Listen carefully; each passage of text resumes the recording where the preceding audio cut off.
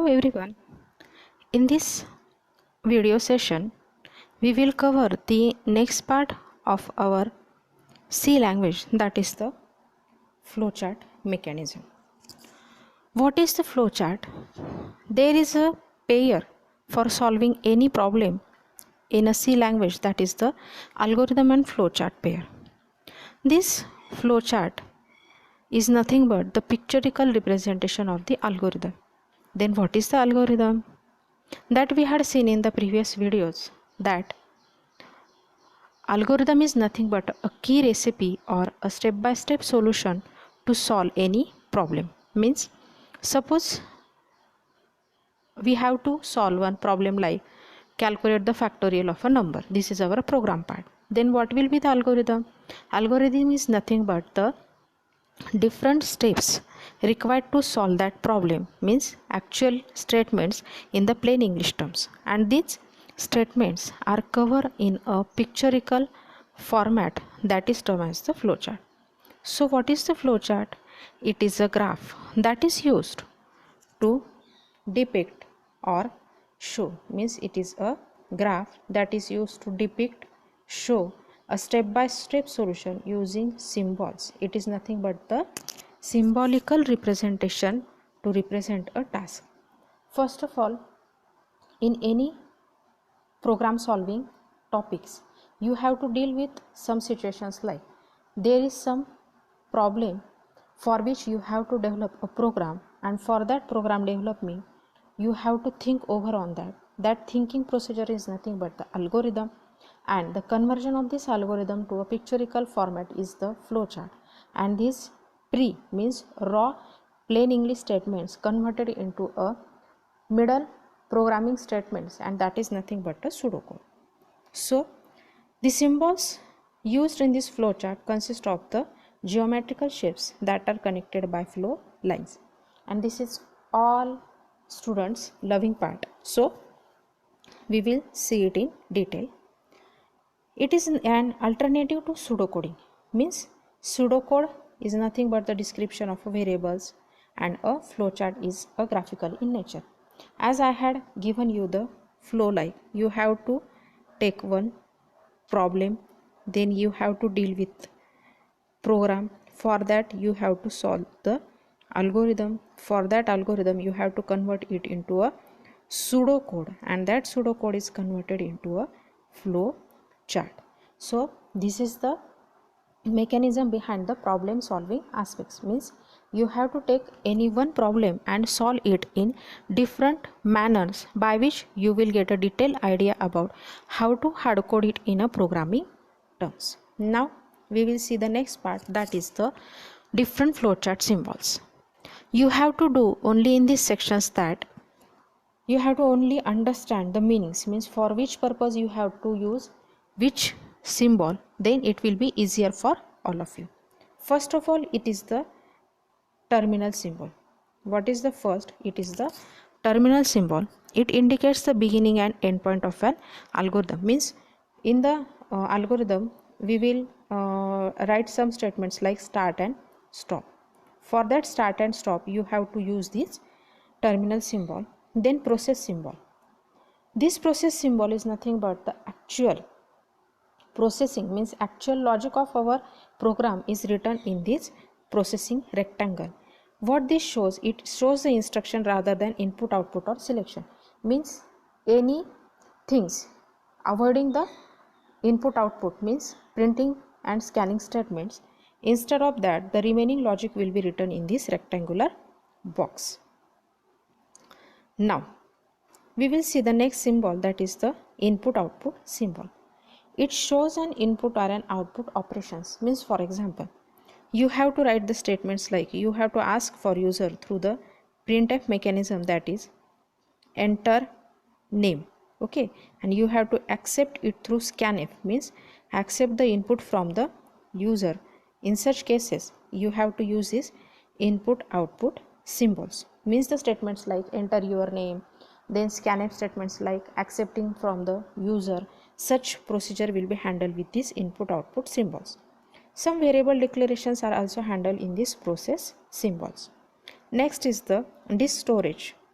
these two symbols are not actually used in our flowcharting diagrams, but it is for your reference only. The disk storage IO symbols indicates the input from an output to disk storage. Means you have to take the input or output some input on the disk storage, then printer output symbol. Suppose you have to use some printer mechanisms, then in such a cases you can use um, such a rectangle rather than the regular shape. So these are some flowcharting symbols which we have to use in the different flowchart mechanisms. Then continuing with this, next we have to see another different symbols, that are first is the selection symbol. For example, if you have to select depending on some conditions, means if loop, for loop, in such cases you can use the selection statements. Means it is a two-way selection process. How it indicates two-way? Suppose we had write some like if A is less than B, this statement automatically derives two cases, that is if suppose A is less than B. So if it is true, then it will go to the true part. If it is false, then it will go to another false part. So it is called as a two-way decision making selection statements. Second is the off page connector. It provides the continuation of a logical path to another page. Means if your page is over and you have to shift to the next page on writing it on a paper, then you can use such off page connectors. Then on page connector, suppose there are some part which you had written on the another section of the same page, then in such cases you can use such a circular, means it is a connector. Then another important mechanism is the flow lines. What are the flow lines?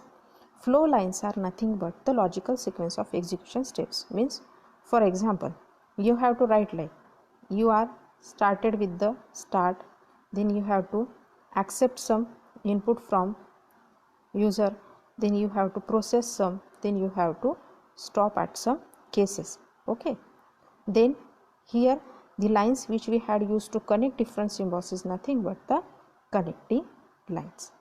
Now we will see the next part, that is the how to use the flowchart symbols in different cases. First of all, it is the sequence control structures. Means what is it?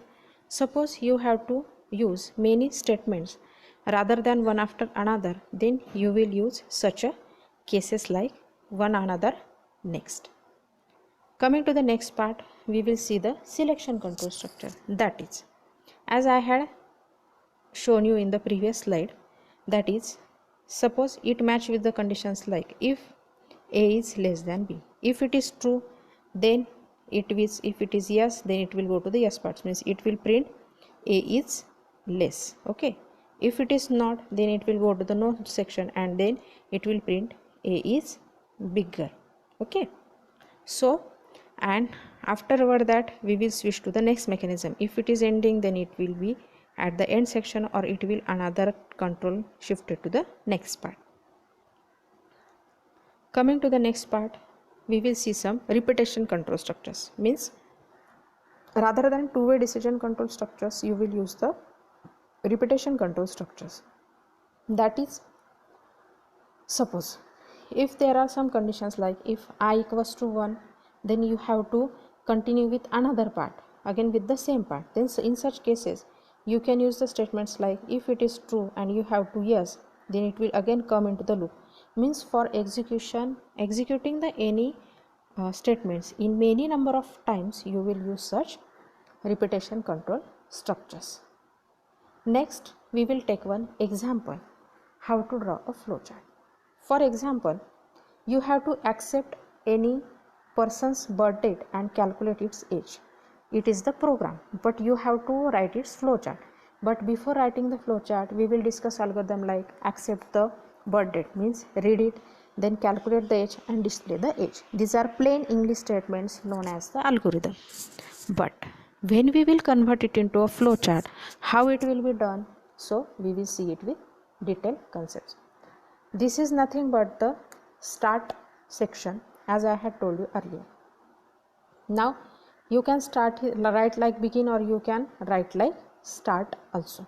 In some books you will see like the start. Now you have to accept one input from the user, so we had used such symbol. Then we are reading here the birth date of a user.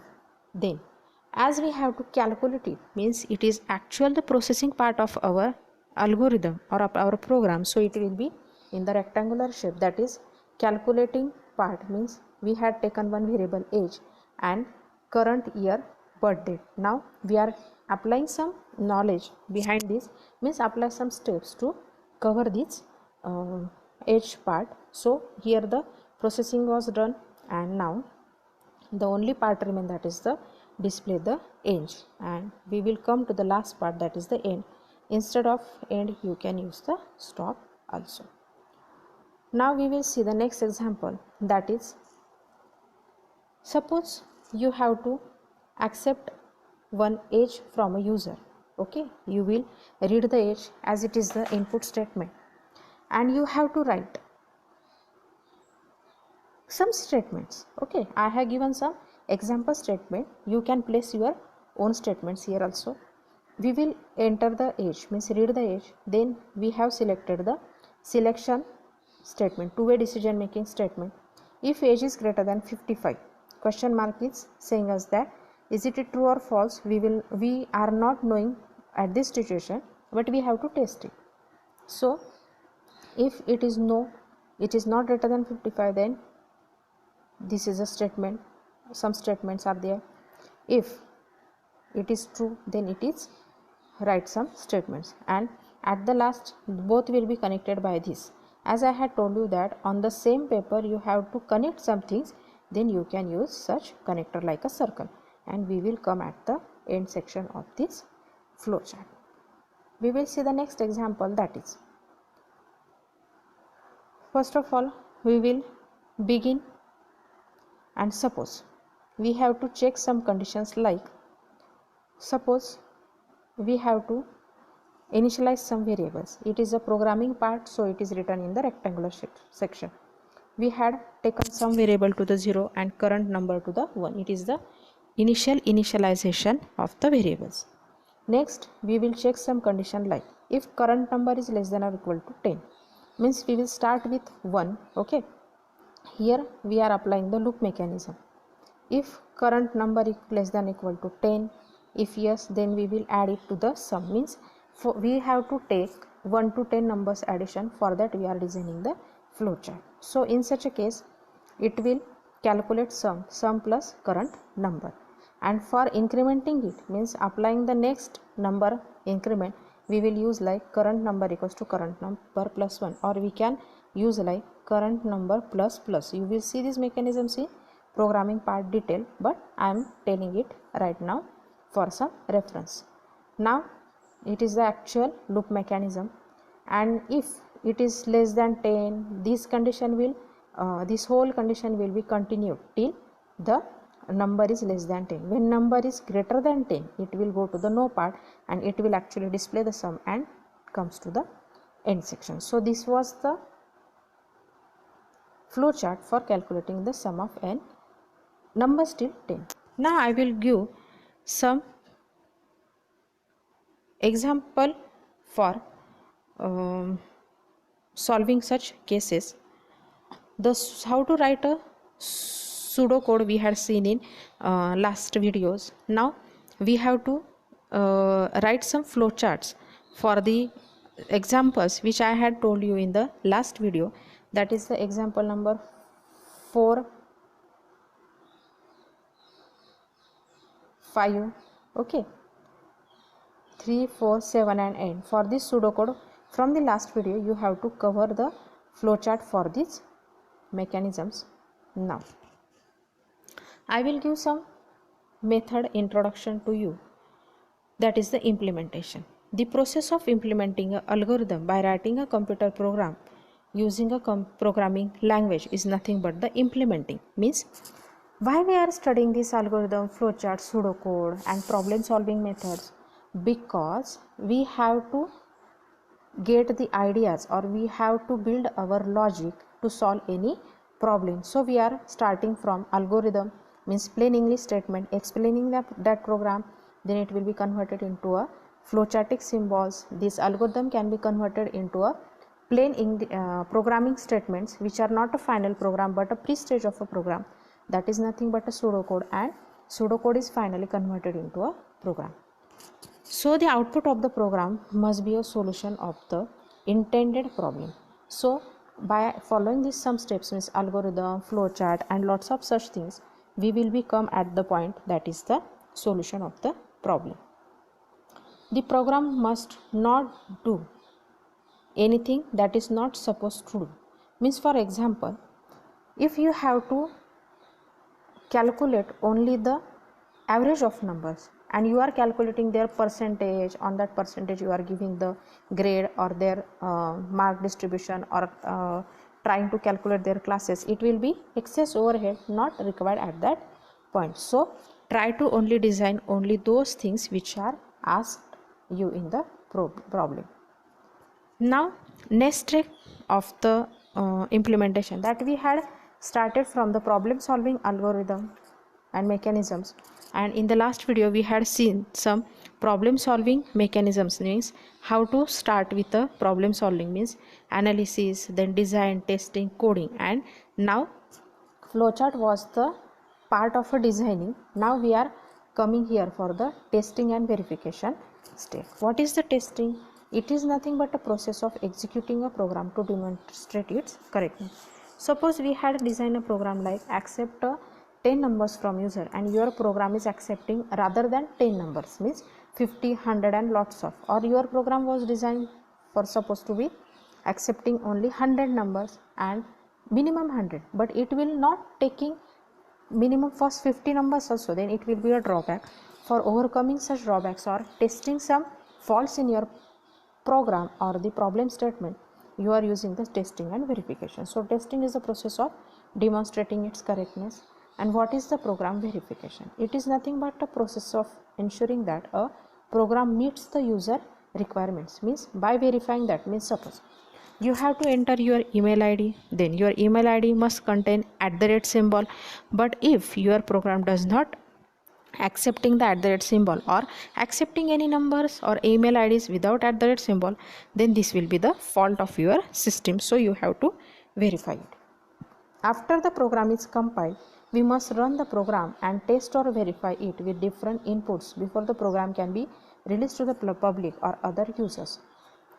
Means we have to start with some problem statement, write some analysis mechanisms, codes, then some diagrams for solving them in details, and at the last we will testing and verifying that problem to make some satisfactions, like whether it is acquiring the user requirement or not, because if it is released at the customer hand and if it is getting a faulty, then our customer trust will be lost and our image in market will be down. For such cases we have to first of all try to test and verify our program in different mechanisms. Now last one is the documentation. For any problem to be saved in proper manner, there should be a document. So it contains the details product at all stages of the program development cycles, means it will explain each and every state involved in your project or program or the development cycle in detail in a plain English terms. We can do this in two ways, means writing the comments between your lines of codes. Writing the lengthy pages will be avoided by writing the comments, which we had seen in the previous some videos. That is, writing the comment at that section will be helpful us for analyzing it in the next sessions, then creating a separate text file to explain the program. But from a best programming point of view, it will be better to use the comments in your hard code. Important not only for other people to use or modify your program, but also for you to understand your own program after a long time. Means for example, you are writing some code, means you are writing your whole procedure of program development in detail in one sheet, and that sheet was stolen. Then the hacker or the person which is means who is have the intention to damage or harm our system or our problem, then they can make a benefit of it. But rather than thinking about these misuses, but think about yourself that you have to see this after some time, and you will not remember anything in later time, so this file will be helpful for you.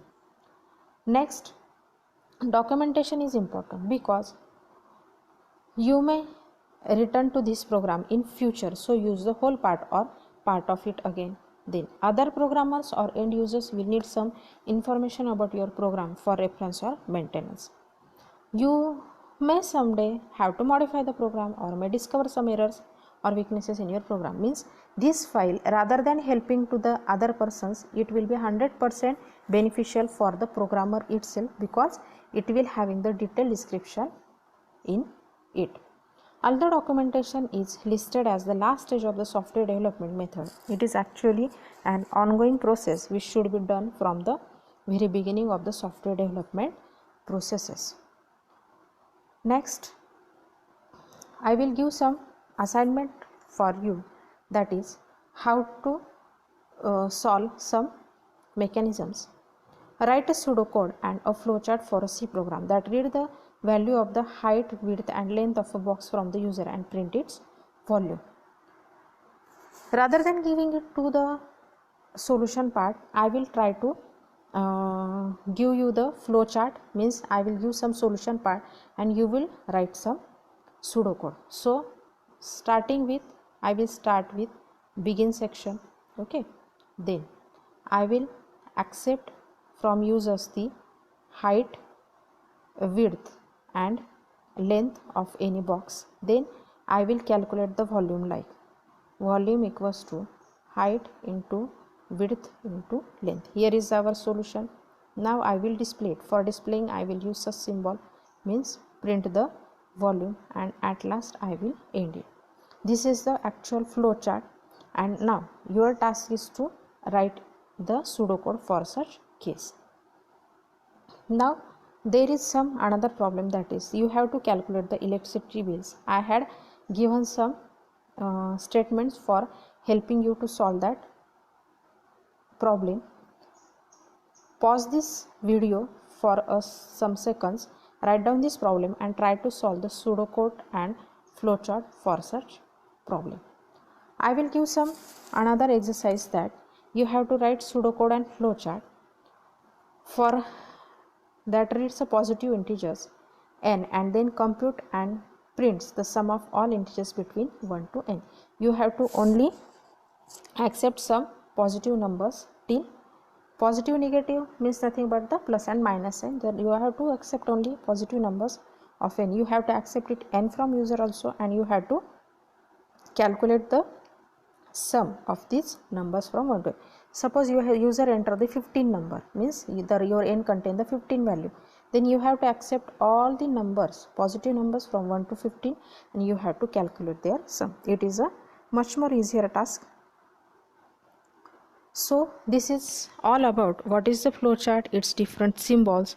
In this video I was tried to cover some mechanisms like how to write down its symbols, how to write the flowchart, then what is the pseudocode, which are the different steps involved in problem solving, with continuing the algorithm and first problem solving part. We are ending with this session of problem solving with this flowcharting mechanism.